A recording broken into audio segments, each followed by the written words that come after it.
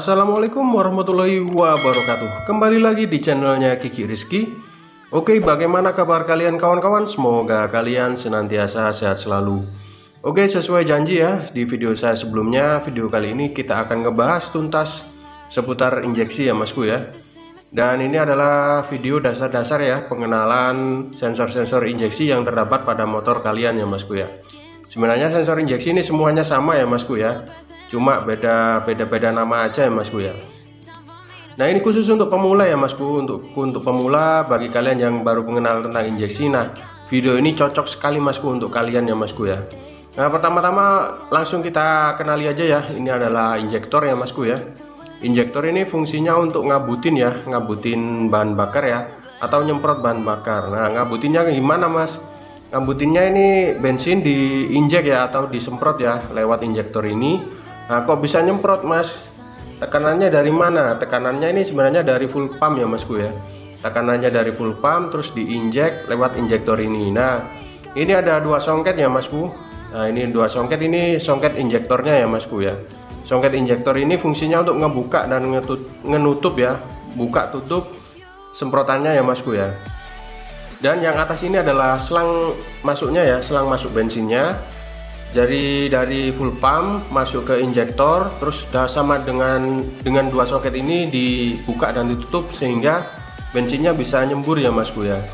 Nah, ini adalah injektor ya, atau nozzle, biasanya bahasa bengkelnya sih nozzle ya masku ya.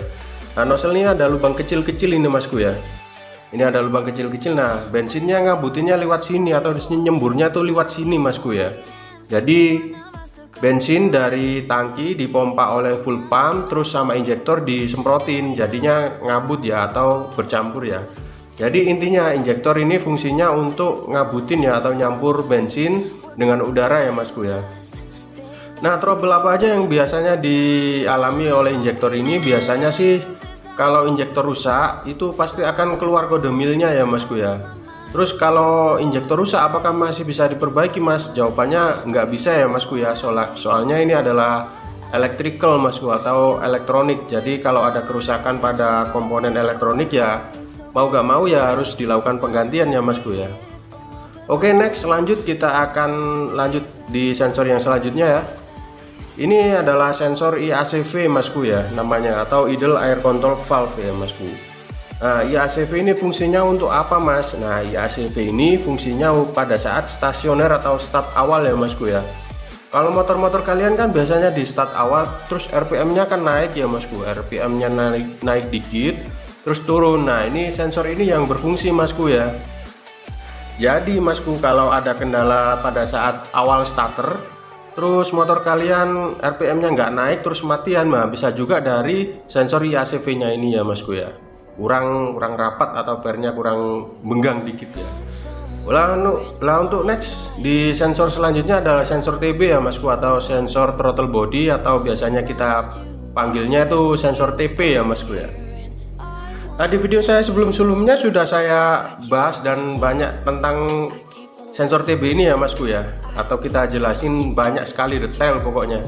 Ntar linknya saya taruh di deskripsi aja ya masku, biar kalian bisa mengerti ya.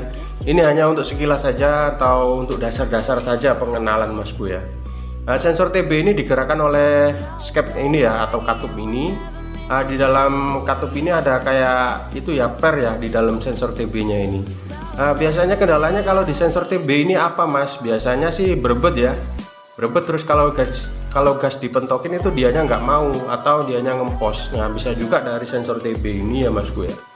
Terus untuk sensor TB ini apakah bisa diperbaiki mas? Jawabannya masih bisa ya. Jawabannya masih bisa ya, pokoknya kita coba perbaiki dulu. Terus kalau udah diperbaiki terus nggak bisa ya, berarti sensor TB kalian yang error ya. Kalau error ya mau gimana lagi, harus dilakukan penggantian ya. Kalau untuk sensor TB ini harganya murah kok mas, nggak sampai 200k ya. Kalau untuk yang ori kurang paham saya mas ya. Kalau yang ori biasanya satu set sama throttle bodinya ini masku ya, satu set semuanya.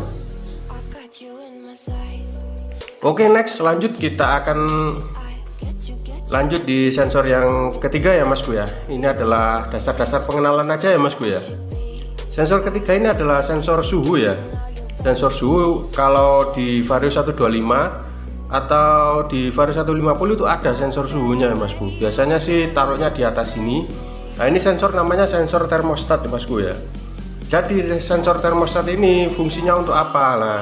Fungsinya untuk bila mana kalau air radiator kalian itu kurang di dalam radiator atau ada kebocoran pada air radiator, itu sensor suhunya pasti akan nyala merah ya di speedometer ya Masku ya. Di video saya juga sudah saya bahas ya, di video saya sebelumnya itu sudah saya bahas banyak Masku tentang sensor termostat ini ya Masku, dan cara mengatasi bila mana indikator suhu di Vario 125 atau 150 nyala merah. Itu cara ngatasinya gimana udah saya bahas banyak pokoknya Masku di video saya sebelumnya ya. Nah ini cuma pengenalan aja ya Masku ya, pengenalan dan dasar-dasarnya. Di blog hit ini adalah punyanya Vario ya. Kalau Vario itu ada sensor suhunya ya Masku ya. Kalau di Beat itu sensor EOT yang di bawah itu kena di olinya ya Masku ya. Nah next ini adalah sensor O2 Masku ya, sensor O2. Nah sensor O2 ini fungsinya untuk apa Mas? Sensor O2 ini fungsinya untuk itu ya, kalau perbandingan bahan bakar kalian dengan udara kalian itu kurang pas. Nah yang program irit borosnya injektor itu dari mana nih ya? Dari sensor ini Masku ya. Nah kendalanya kalau di sensor O2 rewel ini apa Mas biasanya? Kalau sensor O2 rewel ini biasanya agak boros ya Masku ya, agak boros. Terus biasanya kedip juga. Nah ini kalau sensor O2 ini apakah masih bisa diperbaiki Mas? Jawabannya nggak bisa ya Masku ya. Soalnya ini udah pres-presan, udah paten dari pabriknya. Jadi nggak bisa kita bongkar atau nggak bisa kita perbaiki. Jadi kalau ada kerusakan pada sensor O2 kalian ya mohon maaf aja, ya harus dilakukan penggantian. Tapi jarang Masku ya, jarang kalau ada error pada sensor O2 nya ini gitu. Jadi bisa kalian cek ya Masku ya, kalau motor kalian agak berbet dikit atau agak boros sedikit udah diservis terus udah diganti ini itu tetap nggak bisa irit Masku ya. Bisa jadi dari sensor O2 kalian ini Masku ya yang error ya Masku ya. Nah ini juga gandeng sama coil ya Masku ya. Coil ini fungsinya untuk supply setrum ya Masku atau PLN nya ya Masku ya. Oke next lanjut kita akan masuk di sensor CKP ya Masku ya. Nah sensor CKP ini fungsinya untuk apa? Fungsinya untuk timing ya, timing pengapian kalian, motor kalian ya Masku ya. Jadi mercikin bunga apinya dari busi itu perintahnya tuh dari sensornya ini ya, sensor CKP nya ini. Kalau bahasa bengkelnya sih crankshaft position ya, atau biasa di umum pada bengkel itu CKP Masku ya. Nah CKP ini fungsinya juga untuk starter awal, terus pokoknya PLN nya ya Masku, pokok PLN nya ya Masku ya. Nah kalau sensor CKP ini rewel biasanya apa Mas kendalanya? Biasanya kendalanya sih sama Masku ya, berbet Masku, terutama berbet terus nggak bisa di starter ya Masku.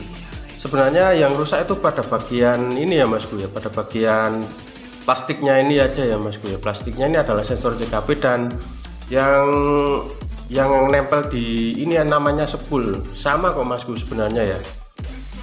Nah untuk sensor CKP ini apa masih bisa diperbaiki Mas kalau ada kerusakan?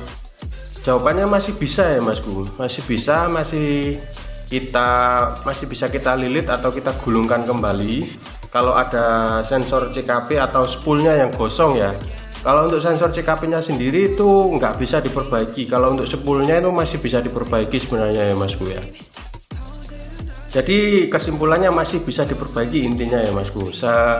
Pokoknya yang spoolnya yang masih bisa diperbaiki. Kalau untuk yang CKP nya ya kita coba cek dulu aja, terus coba kita perbaiki apakah masih bisa diperbaiki atau enggak ya Masku ya. Nah cukup mudah sekali kan ya Masku ya, untuk kalian pahami bagi pemula yang ingin ngerti injeksi itu sebenarnya sensor-sensornya itu apa aja ya, udah saya jelasin sini ya.